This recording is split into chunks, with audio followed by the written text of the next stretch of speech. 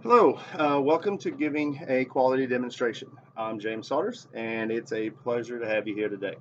So, have you ever had to give a demonstration in school or work? Will you ever need to give one again? If you had to demonstrate an activity, would you be able to maintain your audience's attention? If you can answer yes to any of those questions, then you'll benefit from my topic today.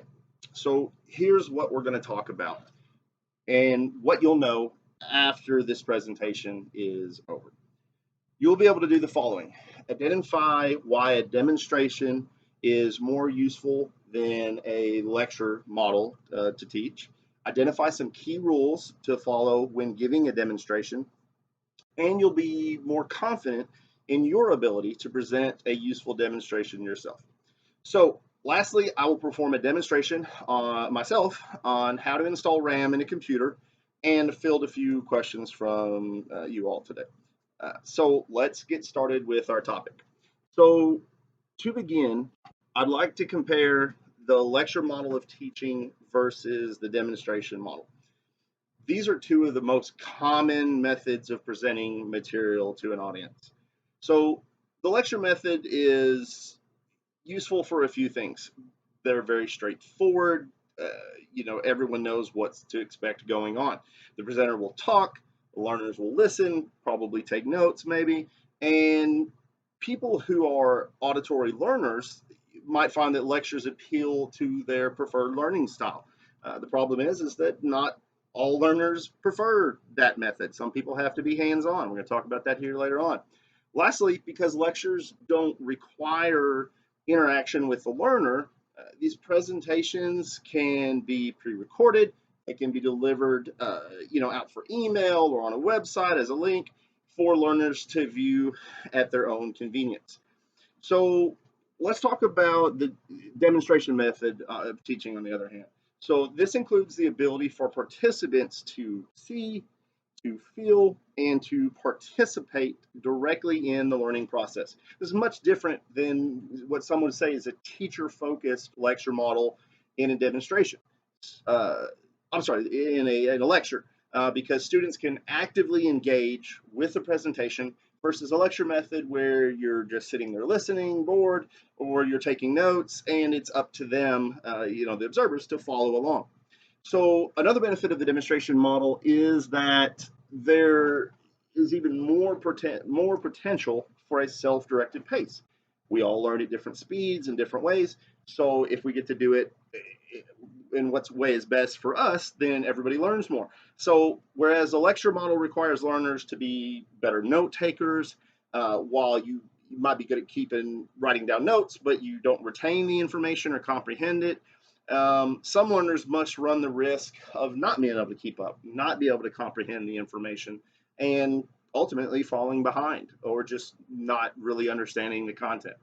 So, because this also means that they are not working at their own pace, it can cause issues with them becoming disengaged, with them losing their motivation for paying attention to the presentation in the first place, to the material, and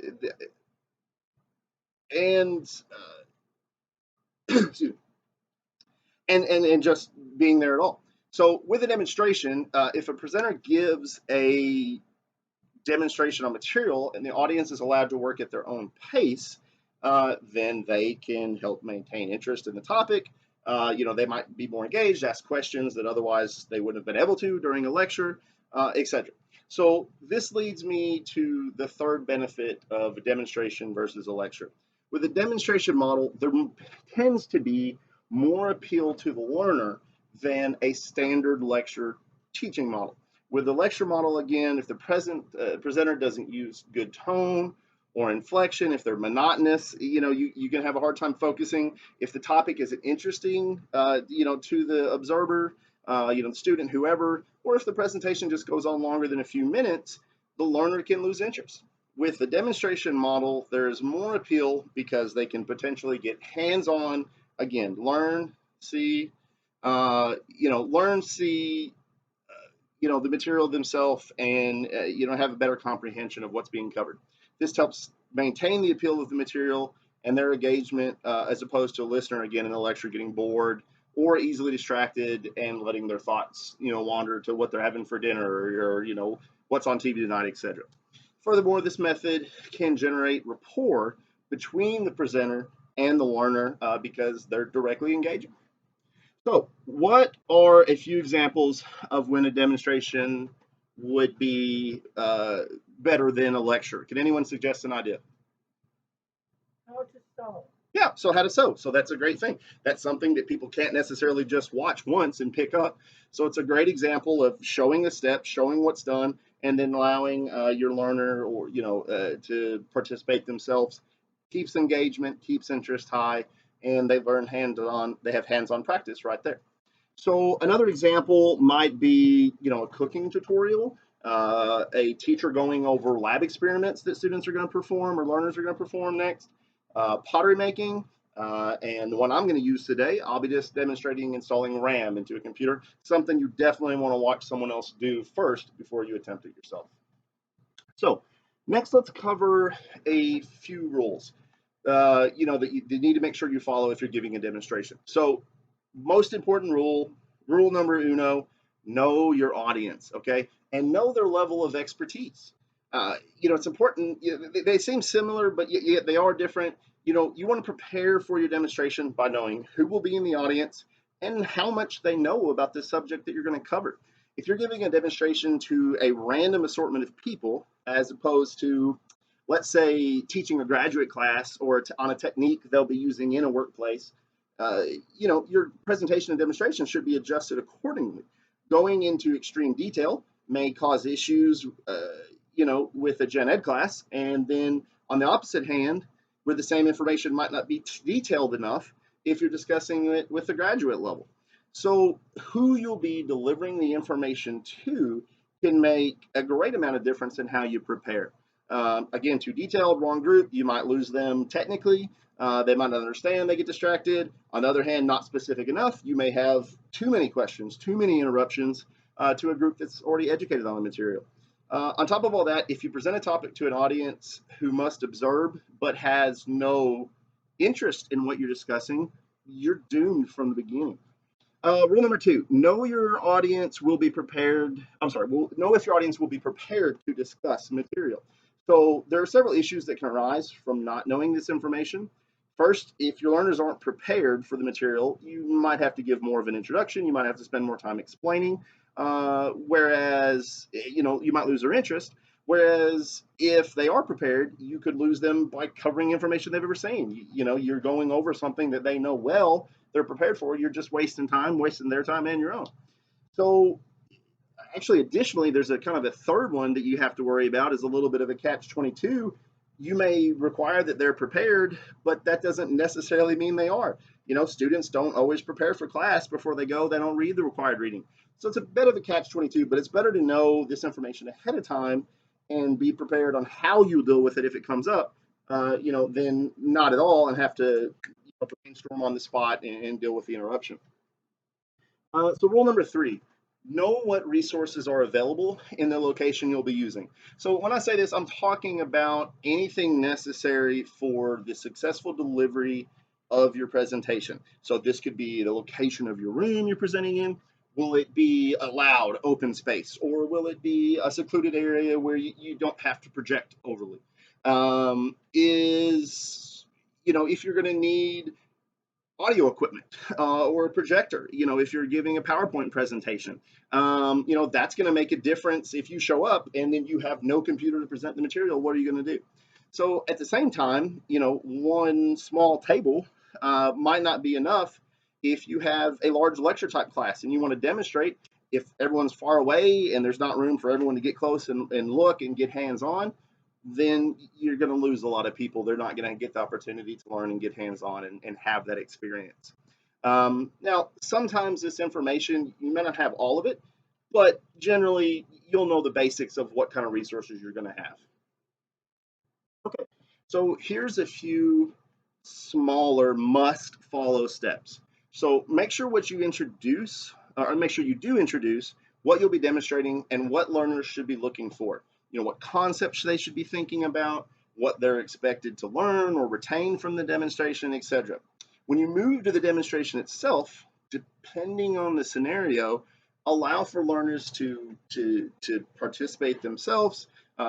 Give them feedback while that's happening. Talk about the mental process that they should be going through of what's happening during the demonstration. So that's going to maximize their retention and hopefully their engagement and their interaction. And lastly, we want to recap about what has happened, what the learner should have picked up during the demonstration. Of course, you're going to do this when you're done.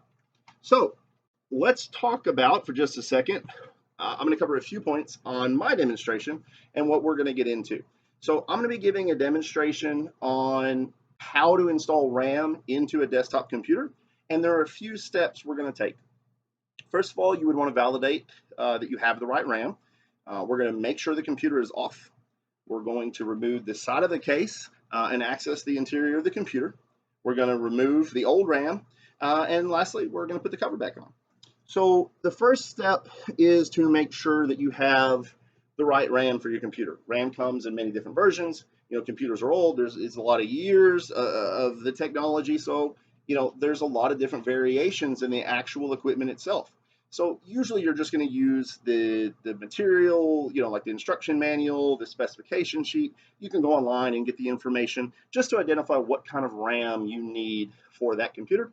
I've already done this. My computer uses a DDR RAM. Next, we are going to verify the computer's off. This is this is a simple step and something that would seem obvious to anyone who knows anything about electronics.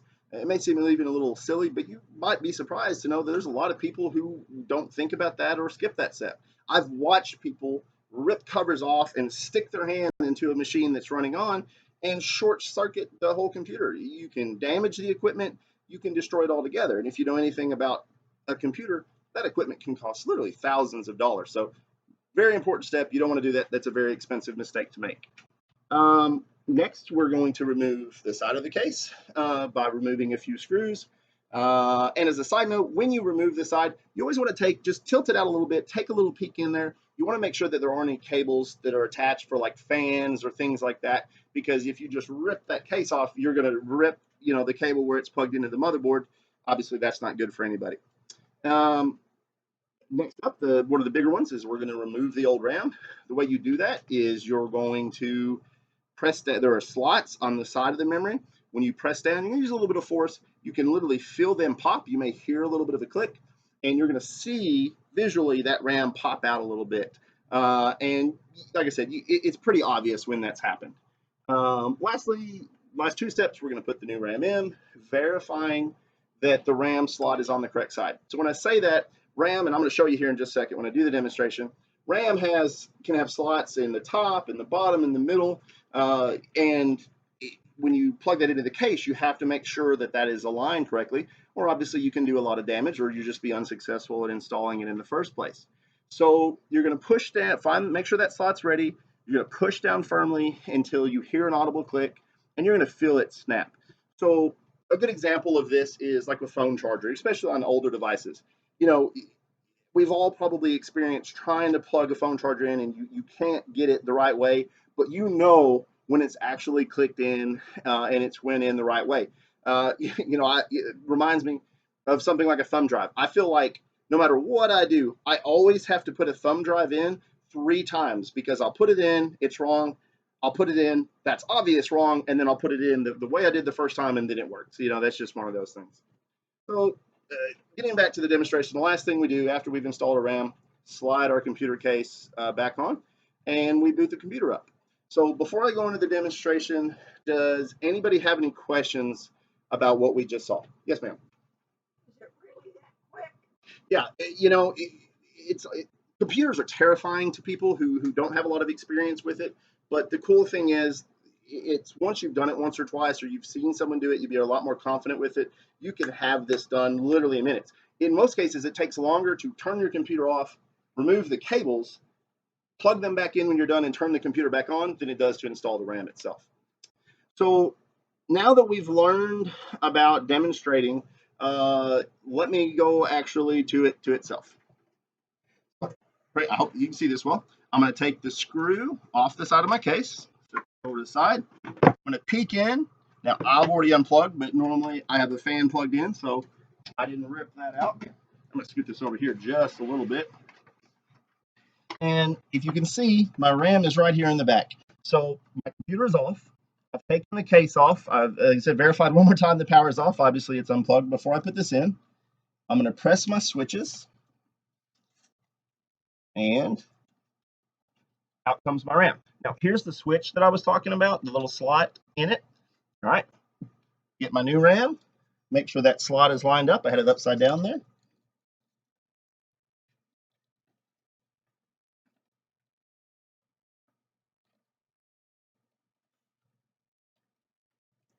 And just like that, my RAM is installed. I'm going to put my case right back on there. And ladies and gentlemen, that is how quick you can upgrade the RAM in your computer. Obviously, it takes a little bit more time when you have to research it, go out and buy it. Costs a little bit of money, but the process itself, super easy. Now, let's see. Now that we've discussed it, now that you know the steps, now that you've seen it in person, let's move on to our summary and conclusion. So today we've covered some important points about demonstrations as a teaching method. But before I finish up, I'm going to ask you a few questions, key questions, to see what you remember. So, number one, what is the most important rule to know before giving a demonstration? Know your audience. Know your audience. Like I said, I cannot stress enough how invaluable this information is. Hopefully you're going to know, what the education level is, who you're talking to, are they familiar, are they interested in the subject? And that's going to help you determine a lot of the material that you're going to present. And even if the demonstration itself is even the right demonstration to make. Next, I'm sorry, let me rephrase that. What is a benefit to giving a demonstration versus a lecture? Yes, sir. Uh-huh. Yeah, okay, exactly. So good. Learners have an opportunity to see and learn and experience hands-on and participate in the experience with a lecture. You're literally just listening and trying not to fall asleep, taking notes, maybe. Maybe you don't. But in closing, let's give a short recap of what we've learned. We learned about some reasons why a demonstration is better than a lecture to teach information. We've learned some rules to follow when preparing for and giving a demonstration. I got to see a demonstration for myself of installing RAM. Maybe that gave you some useful information if your old computer is running a little slow.